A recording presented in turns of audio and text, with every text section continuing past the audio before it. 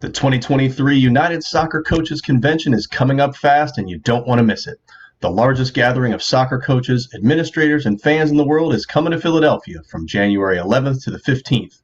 Only at this convention can you attend sessions crafted with your coaching level and desired topics in mind. Presented by world-class educators, our collection of over 200 lecture sessions and field demonstrations will offer every coach something to bring back to their own training sessions. Visit www.unitedsoccercoachesconvention.org to register. Join us as we celebrate our passion for the beautiful game, and we'll see you there. Hi, everybody. Welcome to Discover College Soccer. Today, I'm lucky enough to be joined by Coach Chris Jones from Rogers State. Welcome, Coach. Hey, Matt. Thanks for having me. Yeah, thanks for being here. You guys are Division II, right? Yes, sir. Women's program in Oklahoma. Well, now that the season's over, right? I see you got the lockers behind you, which is awesome. But I'm assuming you're hitting the recruiting trail pretty heavy now that your season's over. So when is it that you really start talking to players? Junior year, sophomore year, senior year. What does that look like? Well, I mean, with the new NCAA rule, we can't talk to them until June 15th going into their junior year. So, Division II is a little bit different than Division I. I was a Division I coach for 5 years. So, the minute the June 15th hit, it was, gung ho. Let's, start talking to the new class, all that kind of stuff. I mean, we do it at the Division II level, just more of a regional based, more than a national based. And then from then on, it just identifying, who we want to talk to, when we want to talk to them, all that kind of stuff, and just getting out and seeing them play. Right. What in terms of getting out and seeing them play, are there kind of your must-hit events that you guys make sure you get to each year to check players out? A couple weeks ago, the big one for us, especially at the Division II level, is the Phoenix ECNL showcase, just because it's right around signing day or just after signing day. So, being able to maybe, see some players that just haven't been able to be seen or whatever the case may be. And, a lot of Division II, to be honest, is regional based. So my in-laws live in Texas, they live in Dallas. So I go to Texas a lot. Kansas City is a good one for me just because it's 4 hours up the road. There's some good ones here in Oklahoma. I do hit California quite often as well. Try and convince some California kids to come to Oklahoma. So a little bit of more of kind of like the regional, like central region, and then hit the West Coast as much as I can. Okay. Well, how do camps fit into your overall recruiting mix, whether that's your own camps or you and your staff work in other camps? What does that look like? It's huge for us just because obviously our budgets are a lot different at the Division II level. So, being able to see players not only at our camps, but other institutions' camps are huge for us just because we're able to work with them. We're able to see how they interact with us, how they interact with other student athletes, especially on our campus, just because we're able to showcase our campus. We're able to do a tour and do all that kind of stuff and really kind of showcase what Rogers State's all about. Okay. Well, whether it's at a camp or one of those tournaments you mentioned, when you're looking at players, what's your kind of hierarchy of things that you're looking for in a player, whether that's on the field attributes or off the field stuff? Yeah, I mean, it's kind of all encompassing, to be honest. If we're recruiting a kid pretty hard, say we've had a few conversations on the phone or over Zoom or whatever the case may be, it's, we get to the field early, see how you show up to the field, how you warm up, how you interact with your teammates, especially on that third, fourth game of the weekend, when you're tired and you don't necessarily want to be there anymore, or you're stressed because you got to catch a flight or whatever the case may be to get home. And then it's, what is your soccer IQ like? How are you adapting to the game, whatever the solutions are that you're giving based on the problems that are being presented? How are you interacting with your coach's instructions? How are you interacting with being subbed in, subbed out, all that kind of stuff? Obviously, I know ECNL is a lot different with sub rules and all that stuff. So dealing with that, and then obviously the tactical side of things, how do you fit in your system? How do you understand how you want to defend, how you want to attack? All that kind of stuff, and then your technical ability. And obviously athleticism comes into it, but it's not the first thing that I look at, just because you can be athletic as all can be, but if you're not a soccer player first, then it's going to be really hard for you at the college game to be successful. So, for us, it's kind of those four main principles that we look at to make sure that we're getting the right fit. Okay. Now, I noticed your roster, you got a couple players from overseas, but how much does international recruiting fit in, as well as how has the transfer portal kind of changed things up, or has that been an issue for you guys at all? Yeah, so the men's side here is definitely very, very international heavy. So that helps with recruiting internationals. It's always a caveat of, are they gonna like it? Are they gonna stick around? Are they gonna transfer out? All that kind of stuff. So I'm open to international recruiting. I'm not be all end all by it by any means. But it's also hard to turn down a good player from the international stage if they're the right fit for us and for them from Okay. that standpoint. And then the transfer portal, it's been crazy. With the new rule of the new windows and kind of made everybody panic a little bit. I am a big proponent of the transfer portal when it comes to the Division II stuff, just because we give a lot more of a student athlete experience mindset compared to especially like the big time Division 1s and all that kind of stuff. So I'm not one of those that I'm going to rely on the transfer portal. But again, we had a couple transfers last year that came in for my first season, and it's just one of those. I'm not actively recruiting from the transfer portal, but I look at it every day. And if it's the right fit, or if I have a pre-existing relationship with a recruit, then I'll definitely reach out. But ultimately, it's up to them.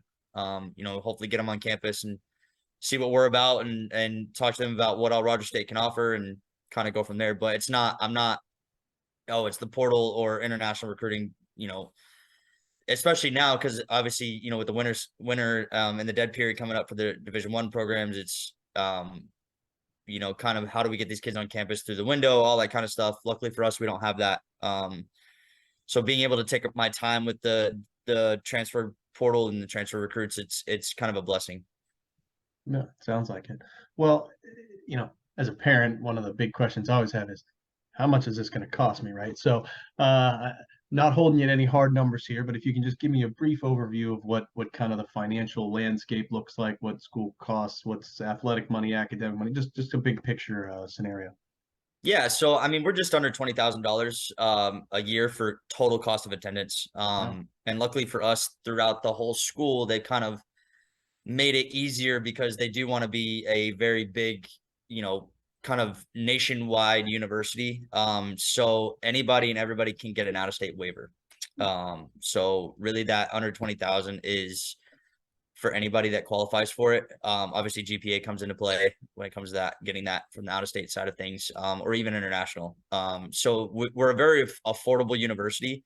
And that's very enticing for us. So as a parent, obviously, like say we cost $20,000, off the top, you get that out-of-state waiver. That's probably, you're looking at 20 to 25% off the top, plus whatever I give you soccer money wise. I mean, you're already looking at very low cost for the year. You think about it, that's roughly, say 18, let's say $19,000. Say I give you a $10,000 scholarship. I mean, you're only paying $4.5 grand a semester total cost, and from a parent side of things. One thing our school is looking at, obviously, we're a very young university, so they've hired a firm to look at how do we better our academic scholarships. Obviously our endowment and all that stuff isn't exactly huge like some other schools, so we're trying to grow that as well. Trying to find different avenues of how we can help the academic side of scholarship stuff. But because we're already a low cost institution, it's not exactly a be all end all for us coaches, just because the way that our budgets work, we're actually able to provide a lot of scholarship dollars towards from the soccer side of things to keep costs relatively down for parents and players and stuff like that. So that's a huge help. Yeah, that's great. Well, let's shift and talk a little bit more about the school. Probably a lot of people out there not familiar with Rogers State in Oklahoma. So, kind of give me some of the inside scoop. What are some great things about your school that maybe I'm not going to learn just by clicking through the website? Yeah, so we're about 25 minutes northeast of downtown Tulsa. So we're in not a big town, not a small town, but we also have the Metroplex right around the corner. So, I've coached at some places where, you're in a town of 25,000 people and it's literally a 4-hour drive to any major city. so to speak. So for you to kind of get that small town feel with a community feel of everybody surrounds the university, it's a college town. And then if you want the big city life, you're 25 minutes away. We're 15 minutes from the major airport here in Tulsa. So flights in and out, super easy. We're again, a Division II school. So we're kind of a medium-sized school. We're not small enough where everybody's going to know your name, but we're not big enough to where you're just going to be a number in a classroom as well.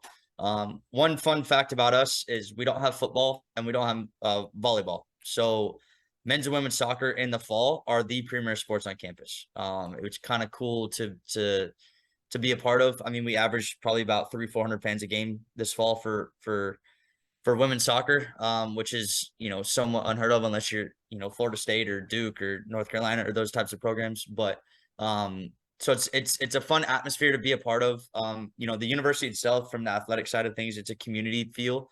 All the sports are at every single one of your games.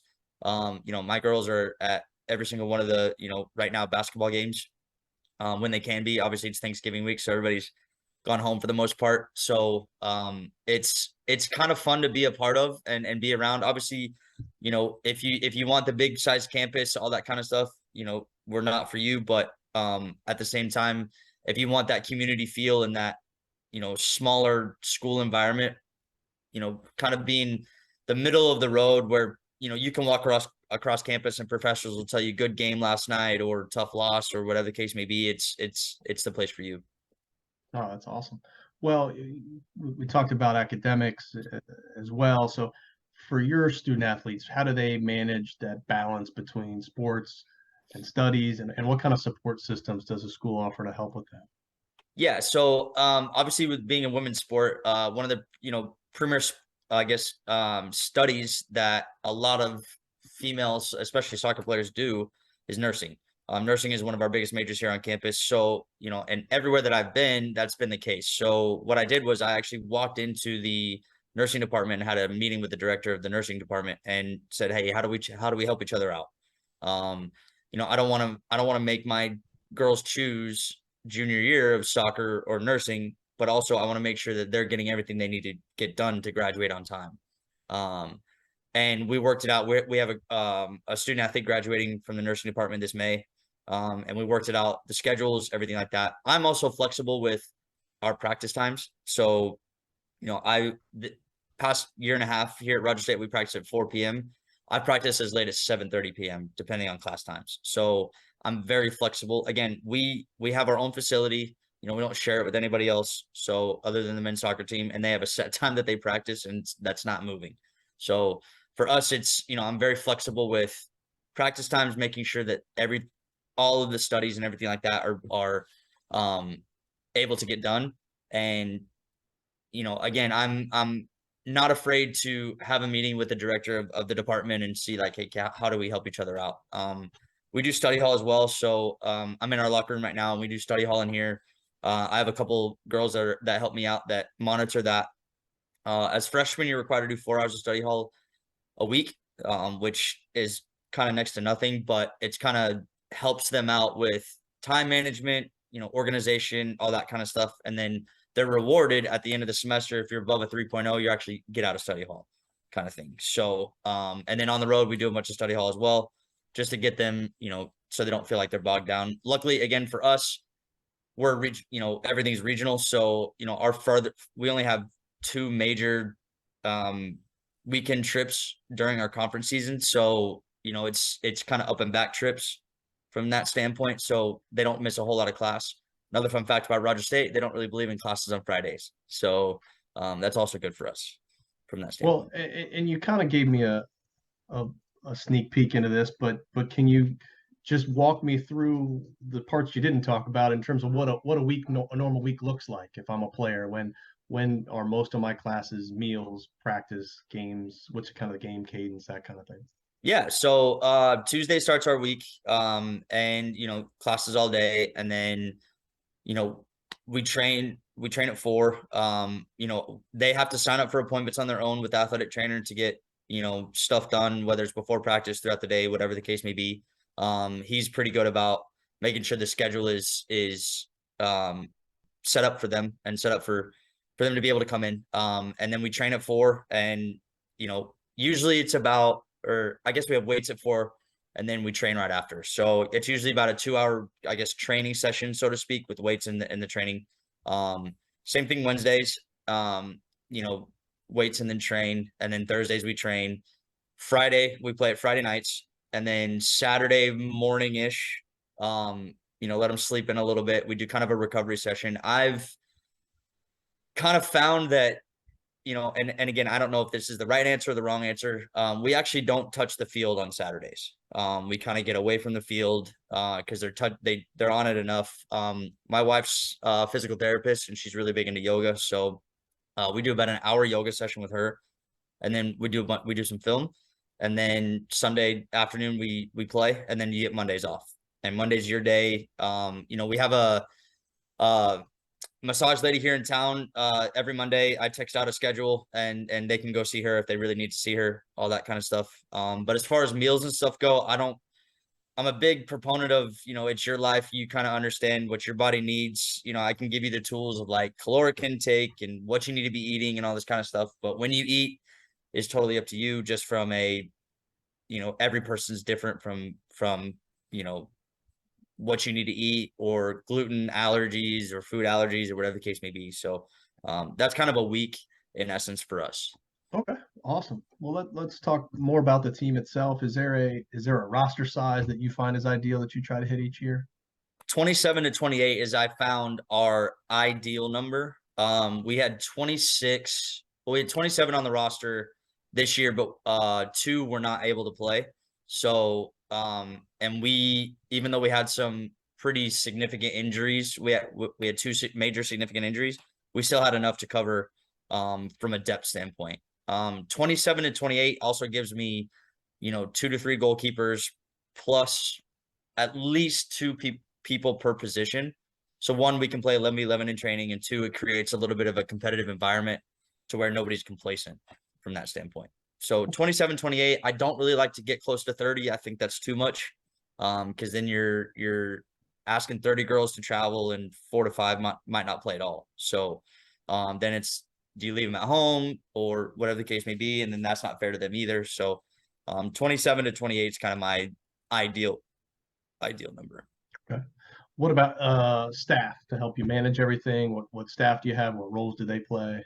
Well, at the moment I have no staff. Both my assistant coaches decided to leave for various reasons. So I get one paid staff member, and then I have a couple people that reached out that want to volunteer. So luckily, again, we're in the Tulsa Metroplex, so there's club soccer all over the state and all over the city that's close to us. So a lot of club coaches that are looking to get in the college game want to volunteer. And I'm a big proponent of helping people break into the game or whatever the case may be. So the more the merrier. We had a quote unquote social media volunteer this last fall.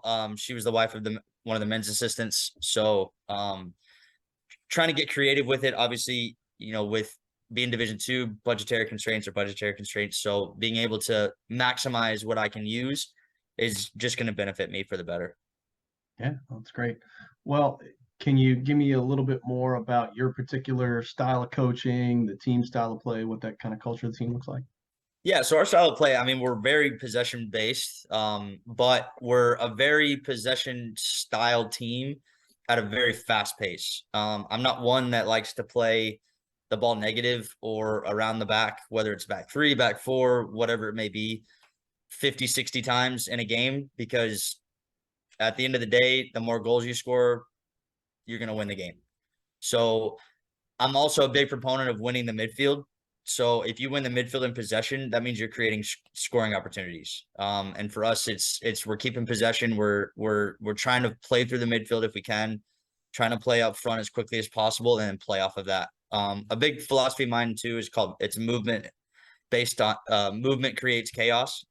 So the more movement we have up front and in the middle, the more offset that the other team's going to be, or get confused, or whatever the case may be. So there's a lot of intricate movements that are somewhat planned, somewhat not planned, based on, the scenarios that are being presented. And, that's kind of our style of play. My coaching style is I'm very player first. I put a lot on the players' shoulders to solve problems, solve issues, just because in games, a lot of the times, and I've come to find out, is that you're giving solutions to problems that already happened versus which is a reaction versus kind of a proactive approach.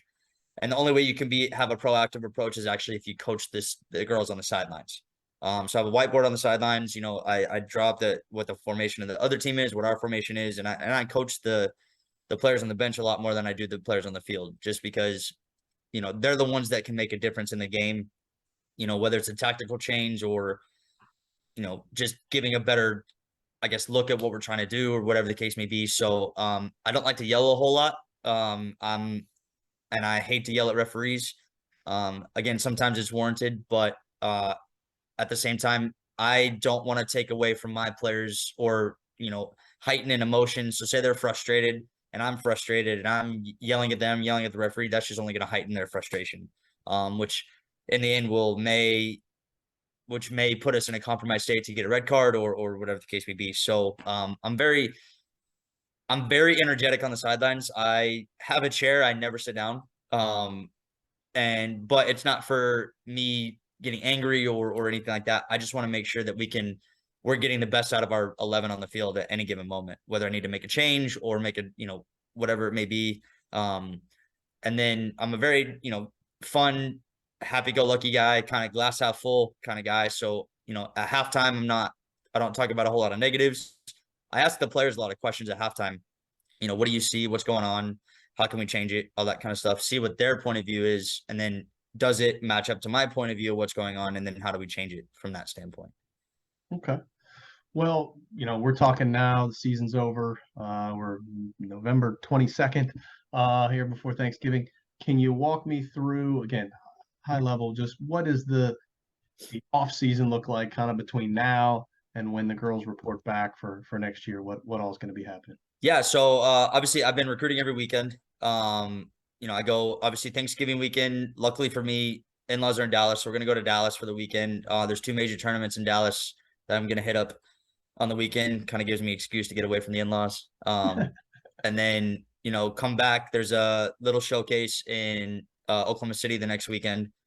And then take a little vacation for my wife's birthday. And then just kind of, if I can get kids on campus, great. If not, just keeping in contact with kids, seeing what all I can do to, find that next diamond in the rough or next player that will help us out. And then, once the turn of the year happens is, kind of planning the sessions for the spring, what the spring schedule is going to look like, get it out to the girls. And then they come back January 18th. And I usually give them the first week to kind of readjust to school life, all that kind of stuff. And then Division II, again, with rules a little bit different. So we can actually start our 15-hour weeks until February 15th. So we're just in our 8-hour schedules of weight room and on the field, just, doing technical work and having a little fun playing or futsal or whatever the case may be. Okay. Well, I always like to end these the same way, and that's to give you the last word. So is there anything you think we didn't cover, whether it's on recruiting, the team, school, just college soccer in general? Now's the time. Yeah, I mean, college soccer is a grind. I mean, it's not for everybody, but I always tell every recruit that I talk to is just say, hey, give it a go for a semester. And at the end of the day, if you don't like it, you can just call it quits. But, you'll never know if you don't like it until you try it. All right. Well, hopefully some folks will see this and decide to try it out there at Rogers State. So Hopefully. well, if you get out to Philly for the United Soccer Coaches Convention, be sure to swing by and say hello. We'll have our podcast booth there, and wish you the best of luck, Coach. Appreciate it. Thanks, Matt. Awesome. Thank you.